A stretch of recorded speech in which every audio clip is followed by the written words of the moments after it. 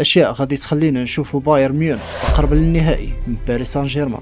واش عمرك تسالتي شكون هو الفريق اللي كيخوف اوروبا في ليالي الشامبيونز ليغ؟ اليوم غادي نهضروا على واحد من اعظم الانديه في التاريخ، بايرن ميونخ. بايرن ميونخ ماشي غير فريق عادي، هذه ماكينه ديال الالقاب. منذ تاسيس دوري ابطال اوروبا بايرن ميونخ قدر يوصل لنهائي المسابقه 11 مره، وهذا الرقم كيخليه من بين الاكثر الفرق وصولا للنهائي في التاريخ. ولكن السؤال الكبير، شحال من مره ربح البايرن اللقب؟ بايرن ميونخ قدر يحقق اللقب 6 مرات، اولها كانت في 74، موراها 75 و76، ومن بعد رجع وهيمن في السنوات الاخرى بحال 2001 2013 و2020. وما نساوش النهائي الاسطوري ديال 2020 ملي سحق باريس سان جيرمان وتوج باللقب في واحده من اقوى المواسم في التاريخ. لكن حتى الهزائم كانت جزء من القصه. بايرن خسر النهائي 5 مرات، وهادشي كيوريك باللي الفريق دائما حاضر في القمه سواء ربح ولا خسر. الى وصلتوا لهنا ما تنساوش تخليو لنا الراي ديالكم في التعاليق وتبارطاجيو الفيديو وخليو معكم شي متابعه. تهلاو.